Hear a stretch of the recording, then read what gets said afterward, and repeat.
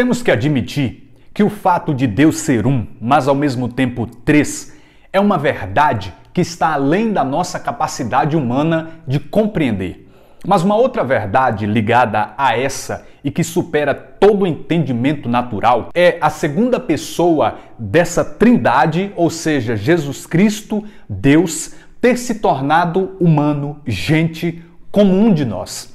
Esse é o mistério da encarnação. Na definição mais direta e simples, encarnação é Deus se fez homem sem deixar de ser Deus. Em Filipenses capítulo de número 2, a partir do verso 5, nós temos um texto célebre sobre Jesus e o apóstolo Paulo, ele começa a dizer assim no versículo 6, sendo ele de condição divina, não se prevaleceu de sua igualdade com Deus, mas aniquilou-se, esvaziou-se a si mesmo, assumindo a condição de escravo e assemelhando-se aos homens. Quando vamos para o Evangelho de São João, lá no capítulo de número 1, o versículo 1 diz assim, no princípio era o Verbo, e o Verbo estava junto de Deus, e o Verbo era Deus, falando sobre Jesus. Mas quando chegamos no versículo 14, nós encontramos a grande declaração, e o Verbo se fez carne e habitou entre nós. Olha que lindo, gente.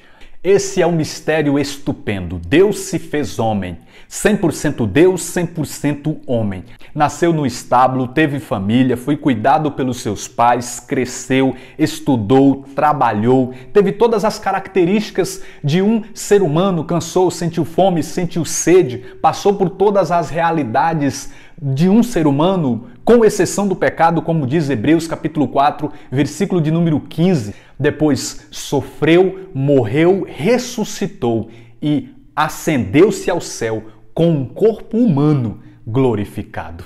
E aqui, sobre esse grande mistério, eu vou levantar alguns pontos rapidamente, sem, no entanto, ter a audácia de acreditar que eu vou conseguir esgotar um assunto tão profundo. Em primeiro lugar, Deus se fez homem para resgatar os homens para Deus. E isso aqui é o quê? Redenção, remissão, salvação. Desde o primeiro pecado, o homem está caído, fadado à morte, debaixo de condenação.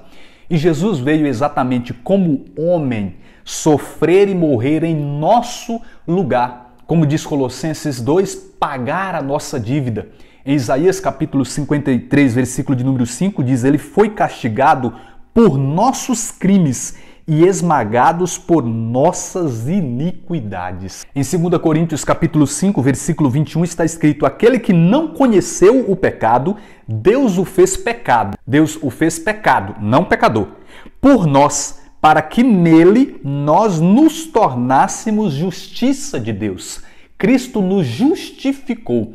Então, o mérito de salvação que nós temos, na verdade, é por conta de Jesus Cristo ter morrido em nosso lugar. Fomos justificados pela morte de Cristo Jesus. Mas para que essa salvação fosse possível, Jesus, ele deveria vir como homem, como um de nós, como humano, mas ao mesmo tempo, ele deveria ser diferente de nós. Como assim? Ele não poderia ter a nossa natureza pecadora.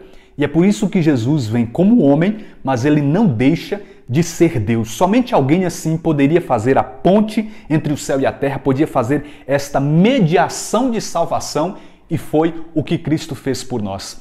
Romanos capítulo 8, versículo de número 3 diz que Deus enviou por causa do pecado seu próprio Filho numa carne semelhante à do pecado. Ele não enviou numa carne pecaminosa, mas semelhante à do pecado e condenou o pecado na carne. Jesus é o novo Adão.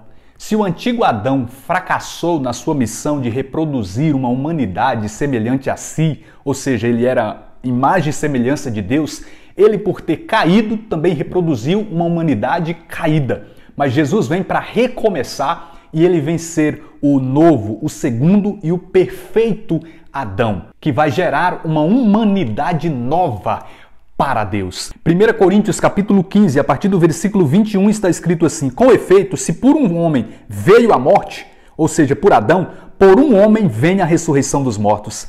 Assim como em Adão todos morrem, assim em Cristo todos reviverão. Mas em segundo lugar, Jesus também veio para revelar Deus, para manifestar Deus no meio dos homens. Lembra daquela canção na qual a gente canta Jesus, rosto humano de Deus? Jesus veio para manifestar o Pai. João 1,18 vai dizer assim: ninguém jamais viu Deus, o Filho único que está no seio do Pai foi quem o revelou. E o mesmo Evangelho de São João, no capítulo 14, versículo de número 9, Jesus mesmo diz assim: aquele que me viu, viu também o Pai. Porque ele também disse: eu e o Pai somos um. Nisso nós precisamos entender que Jesus manifestou a face do Pai, mas nisso ele revelava profundamente o amor de Deus à humanidade, a misericórdia.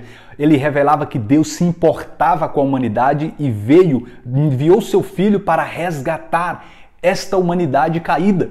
Ele veio como o Emanuel, o Deus conosco, que manifesta a sua presença, a sua proximidade. Em João 1,14, quando diz o verbo se fez carne e habitou no meio de nós, ali significa ele fez a sua tenda entre os homens. Ele veio morar no meio de nós, porque ele deseja resgatar a intimidade do Éden quando ele visitava o homem no jardim. E é isso que Deus quer conosco. Na sua encarnação, ele manifesta e expressa o desejo de ser íntimo de cada um de nós. Em terceiro lugar, Jesus veio como homem para nos fazer novos homens.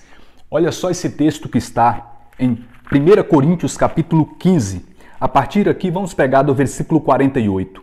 Qual o homem terreno, tais os homens terrenos. E qual o homem celestial, tais os homens celestiais. Aqui o texto está se referindo exatamente a Adão e a Cristo. Se formos apenas homens naturais, iremos nos assemelhar a Adão, o homem caído.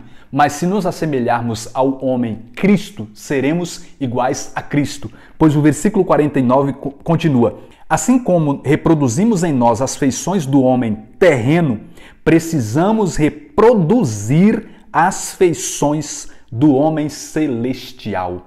Ou seja, Jesus é o nosso modelo perfeito e é com ele que nós precisamos nos parecer. E ele nos deu poder para isso, pois 2 Pedro 1,4 vai dizer sobre sermos participantes da natureza divina.